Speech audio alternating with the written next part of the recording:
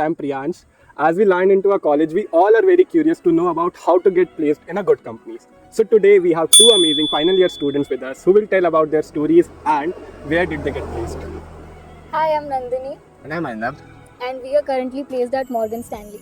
Okay, so let's get a little know more about them. So what are your branches? So I'm currently in the computer science and engineering department. Same. Okay.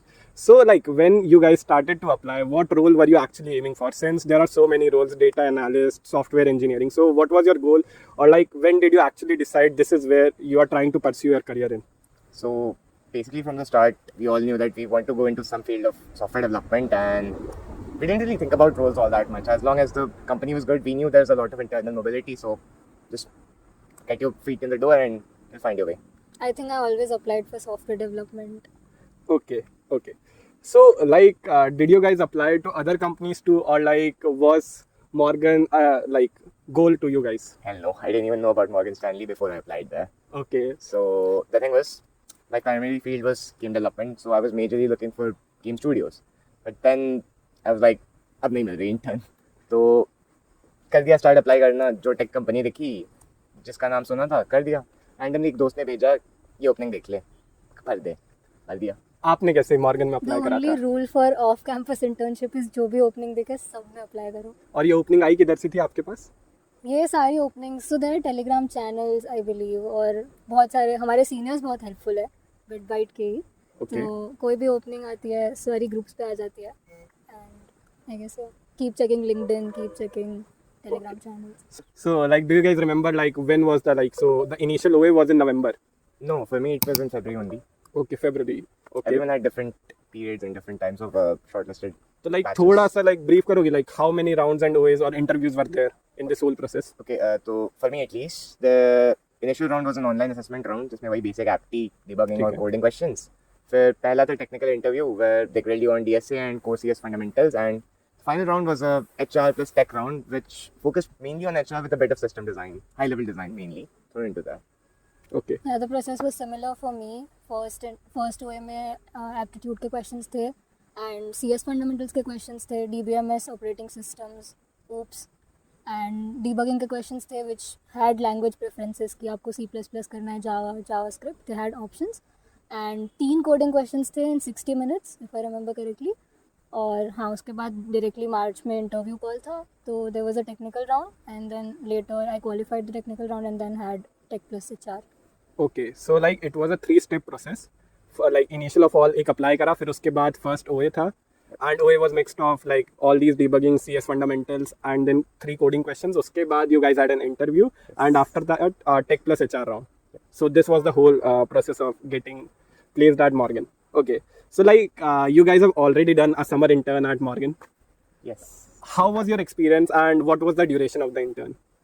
So the duration of internship was 2 months, 8 weeks, and it has been an amazing experience for me क्योंकि ये मेरा पहला offline in campus internship था. So I loved the experience there. The tech stack I was working on was so different than something that I've already worked on. It was an NLP based project. Okay. तो मैंने कभी try नहीं किया था ये domain, तो मेरा learning curve बहुत अच्छा था. And I had a very nice team. I went on trips also. So it was a whole 360-degree experience. उन्हीं 2 महीने में एक NLP बेस्ड टेक स्टैक सीखा भी, मतलब इतनी सारी ग्राइंड भी करी, ट्रिप्स पे भी गए, इंटरेक्शन भी हुआ. How is that possible with in 2 months only? यार ऑनेस्टली मैंने अपना प्रोजेक्ट 2 वीक पहले ही खत्म कर दिया था. Nice. You have enough time, मतलब 8 weeks is enough time for everything. Great. Arnab sir आपका? सेम एक्सपीरियंस ऑनेस्टली, ट्रिप्स वगैरह, incursions, excursions चलते रहते थे, और as her experience was, मेरा भी tech stack completely different था. जैसा कि मैंने कहा, I came from a game development background, so वहाँ एक लग गया कि I got .NET back with me, C#, but then I got thrown into SRE for some reason, from some odd miracle, and honestly it was a very बहुत मतलब illuminating experience था कि भाई ऐसा भी कुछ होता है डेवलपमेंट में. Okay. तो yeah, that was a very मतलब अलग ही था कुछ. You can't really put into words how you learn and just grind all day all night. Just pull all-nighters randomly, office में 12 बजे तक रहते थे बिना दिक्कत के, and yeah, it was very fun, but also very hard. तो कभी दोनों से एक क्वेश्चन है कि मेरे पास जब भी नया टेक स्टैक आता है तो बहुत ओवरवेलमिंग रहता है स्टार्ट में, और लाइक गिव अप करने का पॉइंट आ जाता है कि यार नहीं सीखना मेरे को. सो ये एक पॉइंट आप दोनों ने फेस नहीं करा? यहाँ पे पता है एडवांटेज था कि there were amazing people there, right? Like people with like tens of 12s of years of experience in that stack, so they were ready to solve any doubts, any questions you have. Like people were even willing to like sit with you for a couple hours and just teach you what the hell is going on in the whole code stack. So that was really great. वहाँ पे लोग बहुत ज़्यादा helpful थे. And initially मेरे साथ ऐसा हुआ था कि जो लाइब्रेरीज होती है मॉर्गन में, तो वो एक्सटर्नल लाइब्रेरीज ऐसे स्क्रीन करके स्कैन करके they put it in a different location and then you can only use it. Import वहीं से कर सकते हो. अच्छा. तो मुझे वो लोकेशंस ढूंढने में इतना टाइम लग गया था बिकॉज कोई ब्लॉग नहीं था उस चीज़ का. वो इतना मतलब it was not a very general thing. बहुत सारे लोग उस पर काम नहीं कर रहे थे, तो मुझे ब्लॉग्स भी नहीं मिल रहे थे. तो I literally went to every other ED, एक टीम में, यहाँ इस टीम में सबके डेस्क पे जाके कि प्लीज़ लोकेशन बता दो मुझे. तो लाइक जैसा अभी आपने बोला कि इतने लोगों से ये सब पूछा, तो एक मेरे जस्ट आता है कि like I have been doing open source, तो डोंट पीपल गेट ट्रबल्ड और बागी कि भाई ये बंदा इतना परेशान कर दिया मेरे को पूछ के. ऐसा नहीं होता कि लाइक आप इतने लोगों से बहुत अच्छे से you should know how to approach people and when to approach people. अगर कोई ऑब्वियसली हेडफोन्स लगा के बैठा है तो मत जाओ. But then if someone is just sitting अपना काम कर रहा है, दे आर हैविंग कॉफी, मतलब इट्स चिल उनके लिए, तो you can easily approach people. और मुझे वहाँ पे ऐसा फील हुआ कि वहाँ पे भी जो भी लोग थे, even people at much higher positions than us, they were very welcoming. So like hearing from you guys, I'm thinking like Morgan had a really good work culture. That it did. It was very मतलब relaxed and casual, as you can say. Like लगता है कि बड़ा bank का सब formals में होंगे, but not really. Like ma'am was in Mumbai office and you were in Bangalore. तो like कैसा था? दोनों में कोई difference था? Which one was more fun? या फिर कौन सा थोड़ा tedious था, work centric, थोड़ा कौन सा ऐसा कुछ difference था? हाँ, I can say one clear difference was Mumbai was very kind of decentralized. They had 3 offices there, which were fairly far away from each other. Okay. Whereas Bangalore had 2 offices, both in the same business park. So it was much more like, yeah, you can just approach people from the other office by walking 5 minutes. I know. Whereas Mumbai, you had to take a metro or something. I don't know. But yeah, other than that, Bangalore was much more tech-centric, as you would say, right? Because it was the tech center of India, Morgan Stanley. Whereas Mumbai is more like the financial center, right? There's the stock exchange there. So a lot of financial decisions and the, well, sorry to say, but executives, जो बड़े लोग हैं, वो मुंबई में बैठते हैं mainly. Bangalore में तुमको मेनली टेक वाले ईडीज और एमडीज ही मिलेंगे, तो उनसे इंटरेक्शन तुम्हारा ज़्यादा होगा. बट मुंबई में अगर तुम्हें एक्चुअली इम्पैक्ट वाले लोग चाहिए जिनके डिसीजंस मैटर करते हैं, तो तुम्हें मुंबई में मिलेंगे. ओके. और ठीक है, ये तो सारी सीरियस स्टफ हो गया.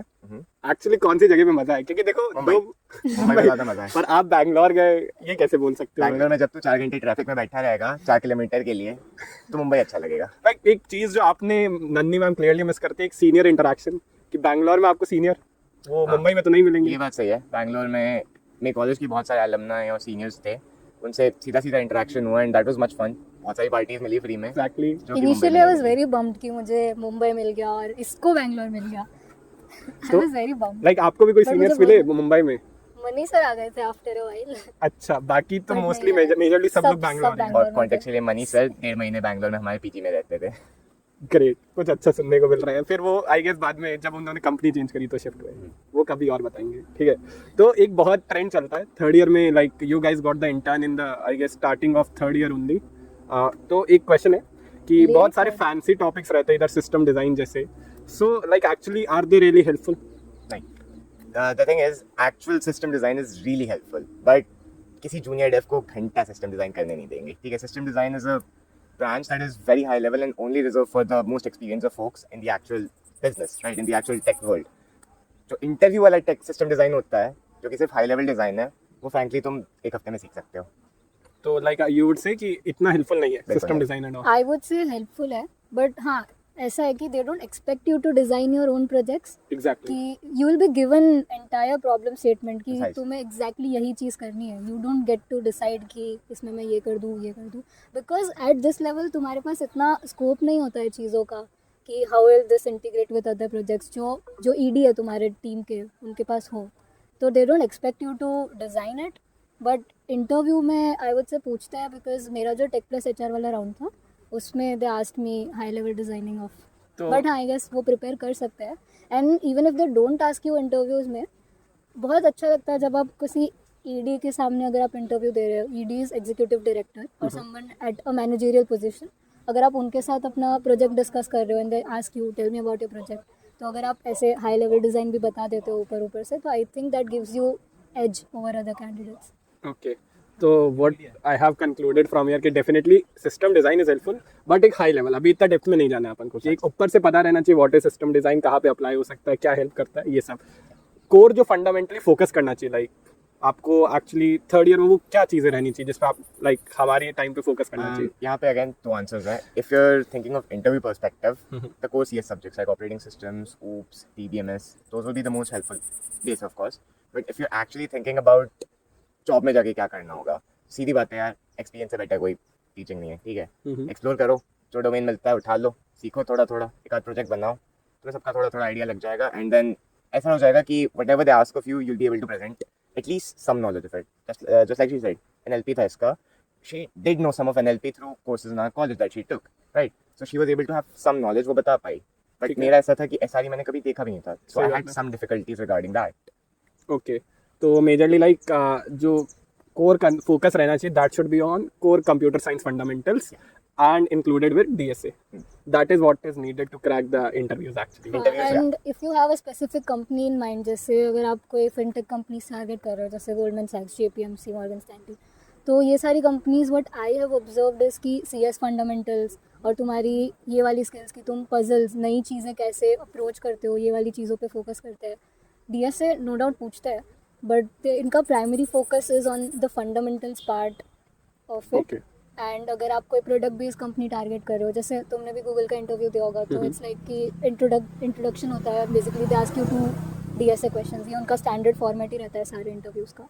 तो वैसा नहीं होता है. मुझे ऐसा लगता है कि जो बैंक्स वगैरह के प्रोसेस होते हैं वो ज़्यादा जेनेरिक होता है, रेज्यूमे बेस्ड या CS फंडामेंटल्स बेस्ड. ओके, तो I would say depending upon what companies पे डिपेंड करके हल्का सा there is a slight change, but basically जो ओवरऑल यही रहेगा हमेशा. DSA is a complete constant, वो नहीं जा रहा है कहीं से. और डेव सर कहीं पे काम आती है एक्चुअली. एक्चुअली या अभी हमारे टाइम पे तो लाइक डेव से क्या ही काम, मतलब एक्चुअल इंटरव्यूज क्रैक करने में. मैं अपना एग्जांपल दे सकता हूँ. बताइए. HR राउंड था, उसमें एसेंशियली वैसे तो टेक प्लस HR बोलते हैं, बट वो मेनली HR फोकस्ड होता है, राइट? तो they won't outright ask you your experiences, your dev experiences, but if you do tell them, they will like to go into it, as my interviewer did. तो वहाँ पे I told her about my hackathon experiences and my experience within the programming club as a member of the dev team. So that was really helpful there. And of course, on the job, right? If you have experience with development concepts, even basic stuff like source control and making a website, it helps a great deal. कि लोगों को फिर वो scratch से सीखना पड़ता है, and you already know it. Okay, so like to brief it up, I would say कि ये ऐसा है कि लाइक डेव काम आती है and it is something you can discuss about it in the interviews. एक पॉइंट मिल जाएगा कन्वर्सेशन रखने का, otherwise the whole interview will be driven by the interviewer.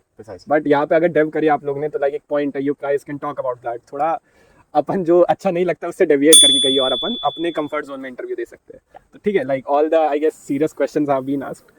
कुछ एक रैंडम 2-4 क्वेश्चंस है जो लाइक बहुत माइंड वॉगिंग है और लाइक सब बच्चों के दिमाग में रहते हैं कि like there are so many job applications out there, so many openings, there are lakhs of resumes which are applied. एक जो कोर आता है क्वेश्चन हर जगह, कितना ये गेम सारा hard work versus luck factor, like किसको बोलोगे आप? इज इट हार्ड वर्क और is it luck factor? It's pretty 50-50. Hard work is resume में कुछ डालने को तो होना चाहिए, सीधी बात है. और तुम फालतू चीज़ें डालोगे तो वो तो ऐसे ही स्क्रीन आउट हो जाएगी. But luck plays a huge deal because let's say you are a top 5,000 candidate in India. That still means there's 4,999 people better than you. And it's pure luck if you get selected above them. Okay. तो like एक question, like luck को deny कर सकते हो आप job hiring में? Nope. नहीं. Nope. वही लाइक मतलब efforts yes they are used, but luck चाहिए रहता है. Unfortunately there are so many openings out there, like nobody has time to open each single resume, so you need to have some luck out there. और like एक है कि like how you guys actually prepared. Was it solo preparation or group preparation? Like कैसे करा? What has helped you in like preparing for all these interviews?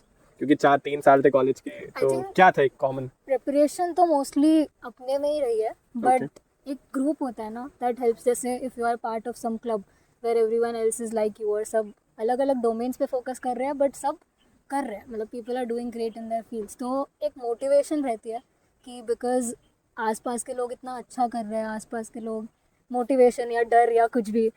तो हाँ, it does help if you have people around you who are working towards the same thing. But हाँ, preparation अकेले में करने में I would से I am more comfortable. हाँ, मेरा भी आंसर काफ़ी सिमिलर रहेगा. इट हेल्प्स जब तुम्हें पता है किस चीज़ के लिए किसके पास जाना है. For example, I knew exactly who to go for to ask about let's say system design or let's say operating systems. But in the opposite scenario, जब पढ़ना होता है ना, खुद ही पढ़ना होता है. बात तो सही है. तो लाइक एक ग्रुप हल्का सा आपको वो करेगा, पुश करेगा कि हाँ, लाइक अदरवाइज अगर एक ग्रुप नहीं होगा तो like you don't have anything to aim for कि भाई करे तो क्या करे, यू जस्ट गेट डाइवर्टेड. तो ग्रुप आपको एक डेफिनेटली पुश देगा और लाइक पढ़ोगे, जब भी पढ़ोगे तो लाइक वो आपको आपकी खुद की मेहनत है, उसमें कुछ नहीं कर सकता कोई. सो एक जो बहुत इंपॉर्टेंट क्वेश्चन रहता है, लाइक मैं तो सुबह मेल खोलता हूँ, फिर आएगा सपोर्ट या नो रिप्लाई से पहले थैंक यू दिखेगा और फिर सॉरी टू हियर दैट. इनसे कैसे कोप अप करा जाता है? जिंदगी रिजेक्शन से भर चुका है इनबॉक्स अब हमारा. आप लोग मतलब कैसे इतने रिजेक्शन से कोप अप करें? It's a part of life. Wow, very generic reply, पर ठीक है. अर्नब सर? मेरा थोड़ा नॉन जेनेरिक है. हर रिजेक्शन के लिए मेरा एक रूटीन है. अच्छा, ठीक है. उसकी साइट पे जाऊंगा मैं, है ना, जेडी चेक करूंगा कि ओके क्यों रिजेक्शन आया होगा. अगर मेरे को कुछ दिखता है जेन्युइनली कि मेरे में कमी थी, then I'd be like okay, this is something I need to improve on, right? If मेरे को लगता है there was just someone better out there, I'd be like okay, another thing I need to improve on, right? If let's say my code forces rating isn't high enough, one example, or I guess वो कभी हो भी नहीं पाएगी. हाँ, sure, but let's say if I don't have enough stars on my GitHub or something of that sort, right? If I haven't made enough projects in that tech stack, then that's something that I know I need to improve on. वो मैं कर सकता हूँ. But if I see कि nope, everything matches just fine, then I just chalk it up to luck. Again, 50-50 है. कई लोगों की बहुत टिप्स ही काम आएगी रिजेक्शन की, डेफिनेटली. और लाइक एक लास्ट थोड़ा इन्फॉर्मेटिव क्वेश्चन ये है कि books versus tutorials versus blogs, what is the most helpful resource out there? Neither. मेरे को हमेशा से भरोसा है कि खुद तोड़फोड़ करके देखो, सबसे बेस्ट उसी से सीखोगे. लाइक मैं भी यही करता हूँ, पर इसमें बहुत बैक ट्रैकिंग होती है. आप आगे जाओगे फिर गड़बड़ हो जाएगा, फिर सारा रायता समेटना पड़ता है एंड देन यू कम क्या है बैक. ना, उससे समझ आता है कि क्या क्यों है, तुमने जो गलती की क्यों की, और कैसे किसी और ने सोचा होगा कि ओके इसको ऐसे सही करेंगे, इस प्रॉब्लम का ये सोल्यूशन है. ये तो तुम्हें ऑनलाइन मिल जाएगा किसी भी ब्लॉग, ट्यूटोरियल या बुक में कि this is the solution to this problem. When you explore yourself you find out why that solution is the best solution. अगर मैं प्रिपरेशन स्पेसिफिक बोलूँ तो फर्स्ट ईयर मतलब जब आप बेसिक टॉपिक सीख रहे हो तो मुझे लगता है कि छोटे छोटे ट्यूटोरियल्स जो होते हैं वो ज़्यादा हेल्पफुल होते हैं. But like as you grow you have to have a habit of reading out blogs, क्योंकि कई बार चीज़ें मतलब आप कोई अच्छा बड़ा प्रोजेक्ट बना रहे हो तो आपको नहीं मिलेगी वो चीज़ें, कोई ऑलरेडी बना के नहीं बैठा होगा उसके ऊपर वीडियो. तो या तो तुम्हें डॉक्यूमेंटेशन पढ़नी हो सकती है या तो तुम्हें ब्लॉग्स पढ़ने पड़ सकते हैं. तो have a habit of understanding things read करके भी. So as you grow, as you get into more serious stuff, I think you have to have a habit of vlogs. This is a relatable point to me because again Morgan Stanley में उनका tech stack बहुत ज़्यादा internal है, right? Because bank privacy concerns. So a lot of the things they use there you probably won't see anywhere else, and this is the case for most MNCs. They have a lot of proprietary systems and software that you basically won't find anywhere else, right? And you just basically have to either read the blogs of that company or figure it out yourself. So her approach and mine approach, those are the only two approaches that you can take. Either blogs or figure it out. Definitely.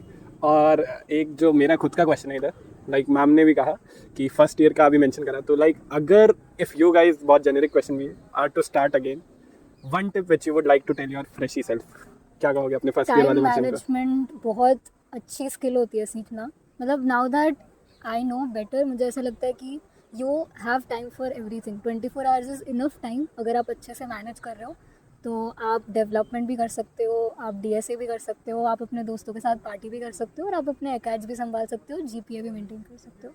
अच्छा, तो Arnab sir? Explore more. अपने domain में रह जाने से मज़ा नहीं आता है. Again, the first 3 years I basically spent thinking, yeah, game dev is my calling. I'll do just that. And only after my third year, when I started ki, yeah, there's lots of domains out there. This can be the only thing that I'm good at and that I like. So, yeah, that's what I'd say. Explore more. Okay, so like just keep exploring और थोड़ा time management, पर ये हो नहीं पाता है. I have personally tried my self. बहुत बार सोचता हूँ रोज कैलेंडर पे रखूंगा टास्क, फिर देखता हूँ 9 बजे वाली टास्क 4 बजे हो रही है, 4 बजे वाली 6 बजे हो रही है, और रात के 12 बजे सोते सोते 10 इतना ज़्यादा पास. माइक्रो मैनेज नहीं करना वो चाहिए. तो नहीं होता है भाई. इंट्रो का कल्चर तो हर जगह रहता है. You need to know how to introduce yourself properly and briefly. कोई तुम्हारे लिए बैठ के 10 मिनट नहीं सुनेगा तुम्हारा इंट्रो. ये भी सीख लो. आई वाज सो सरप्राइज्ड कि वहाँ जाके मतलब ऐसे इतना casually, the first time I met my manager, she just walked up to me and she just shook my hand and she was like अरे बढ़िया, welcome to the company, that's it. और मुझे लगा कि इतना कैजुअल नहीं होना चाहिए था. बढ़िया. अब मैं कुछ कोट One करूंगा. unique quirk of Morgan Stanley that I'd like to tell you. I never met my manager because that guy was from New York. Oh nice. And I had to work essentially in India timeline and then do online meets with him in US timeline. So this is something I felt which was very unique to Morgan because their main operations is obviously in the US, New York specifically. So you'll be working in that time zone a lot and interacting with a lot of people from there. Okay. Even someone as crucial as your manager is from New York. Nice. So definitely जैसे like Nandi ma'am pointed कि इतना casual manager ऐसे हाथ मिला रहा है. Like I too tried in my first year senior से जाके हाथ मिलाना. उसके आगे की कहानी तो मैं भी जानता हूँ क्या ही बात है. And lastly to conduct like कुछ tips resume के लिए या फिर एक बहुत important 3 letters GPA maintain करने के लिए कुछ last final words. Resume and GPA इन दोनों के बारे में क्या कहोगे आप दोनों? Okay, तो कुछ जनरल टिप्स वही है यार. हर चीज़ तुम्हारी कोडिंग प्रोफाइल नहीं होती, ठीक है. हर चीज़ तुम्हारा गिटहब नहीं होता, रेज्यूमे नहीं होता. जीपीए पे ध्यान देना पड़ेगा. कितना? पे ध्यान दो. प्रपोर्शनेटली दो, ठीक है. कितनी ये नहीं रखनी कह रहा कि चाहिए? रोज पढ़ो. मैं कह रहा हूँ एग्जाम के एक हफ्ते पहले कर लो. Okay. और लाइक जैसा तुम लोग की बड़ी आदत है एग्जाम के एक दिन पहले पढ़ते हो. हाँ. मैं कहता हूँ एग्जाम के 3 दिन पहले पढ़ लो यार. क्या यार जा रहा है? एक दिन पहले वो नहीं यार, it has been working for me. मतलब मैं भी ऐसे, पर मेरा ऐसा है कि मैं अगर 10 बजे पढ़ने बैठती हूँ तो मैं एक स्ट्रेच में सुबह के 6 बजे तक पढ़ सकती हूँ. तो मेरा एक दिन पहले कवर हो जाता है सिलेबस. पर ये करना नहीं चाहिए, इट्स नॉट हेल्दी. आपकी जीपीए क्या चल रही है अभी? 8.9. नाइस. 8.9, 8.6. Listen to it. बाकी दोनों ने बहुत अच्छे हैं. तो यू गाइस वुड से कि डेफिनेटली एक decent GPA that is 8 maintain करके चलनी चाहिए. बाकी इतना पूरा फोकस भी नहीं डालना है जीपीए पे. और I'd say जीपीए पे फोकस जो भी डालो, एक चीज इंश्योर कर लो तुम बैच एवरेज से ऊपर हो. क्योंकि good companies always want people who are above average. And if you're someone who doesn't classify in that in all areas, you will be in bottom. Okay batch और average. Suppose कोई हो रहा है जिसमें सबने एक्सेप्शनली अच्छा perform कर लिया, तो अब उनको कुछ फैक्टर तो चाहिए ना जिससे वो शॉर्टलिस्ट कर पाए. सबका इंटरव्यू लेने का तो टाइम नहीं है उनके सही पास. बात है. Precisely. तो सीपीए. तो ठीक है, डेफिनेटली लाइक जीपीए मेंटेन करना पड़ेगा, छोड़ नहीं सकते. नेग्लेक्ट तो बिल्कुल नहीं करना है. और रेज्यूमे के लिए पहली टिप तो देखो, कैसे भरे उसे? भरने की बात से पहले मैं कहूँगा पहले अच्छा फॉर्मेट चूज करना बहुत जरूरी है. इवन दो लोग सोचते हैं हाँ ठीक है लेटेक्स उठा लिया सब हो जाएगा, तब तक तुम चेक नहीं करोगे कि वो एक्चुअली किसी साइट पे पास हो रहा है कि नहीं. You will not find out how good it actually is. कई बार होता है जैसे रेज्यूमे में तुम राइट साइड पे अपनी डेट्स डालते हो, लेफ्ट साइड पे सिर्फ तुम नेम्स डालते हो and the dates don't get passed. हाँ नहीं होती, मेरी भी नहीं होती. Yeah, so keep a mind out about that. Those things matter. Those things will deduct your score in an ATS. Something I learn हाँ, टुडे. कई बार बुलेट्स का फॉर्मेट भी बहुत इंपॉर्टेंट होता है. क्योंकि मैंने जब अपने एक्सपीरियंसेस लिख रखे हैं तो मैंने ऊपर कंपनी का नाम लिखा है और नीचे पोजीशन लिखी हुई है. तो एक अगर पोजीशन कोई जेनेरिक और उसके नीचे प्रोजेक्ट का नाम लिख रखा है, तो अगर प्रोजेक्ट का नाम कोई ऐसी चीज़ है जो एज अ पोजीशन भी क्वालिफाई कर सकते हैं तो वो अलग से, जैसे ऑटो फिल विद रेज्यूमे करते हो ना, Got it. तो उसमें वो एक और एक्सपीरियंस बन के आ जाता है. तो वो ऐसे पार्ट्स होती है चीज़ है. तो बुलेट्स का फॉर्मेट बहुत ध्यान रखना चाहिए. रही बात how to fill the resume, सीधी बात है यार, कुछ कर लो. मेक अ प्रोजेक्ट और two. It's not that difficult. Sir project कितना भरे, वर्क एक्सपीरियंस कहाँ से आएगा? So find an intern. It's not that difficult. There's a lot of startups out there that are looking for essentially inexperienced people willing to give them a start so that they can train the next generation, right? There's loads of great companies out there. And yeah, okay, they're not that public or that visible. You'll have to work a bit to find them. But if you do, it's quite rewarding. Not only will you get good work experience to write in your resume, but सीखने को भी बहुत कुछ मिलेगा. ठीक है. और रही बात बाकी चीज़ों की, टाइम कौन से टाइम फ्रेम में करनी चाहिए जनरली? देखो मैं कमेंट करूँगा थर्ड ईयर के फर्स्ट सेमेस्टर में is an ideal time to do a startup internship. Because the thing is उसके पहले you should be learning yourself. You should be focusing on developing your basics, fundamentals. हाँ, तो second year का break also works. मतलब I mean, summer I break. guess after, अगर break में कहीं नहीं है Yeah. तो I definitely mean, it depends on the individual, how fast someone is or how much someone already knows. If you feel confident कि हाँ मेरे को आता है कि मैं एक real world scenario में उसको apply कर पाऊँगा, go for it. First year से हो, third year से हो. But if you feel कि नहीं, you still aren't clear on the fundamentals, wait, learn a bit more, थोड़ा और practice कर लो, फिर घुस जाओ उसमें. ठीक है. I guess let's not bore the audience more, and that was really a very informative session, or I would say a very informative discussion with you guys. Thank you for your time.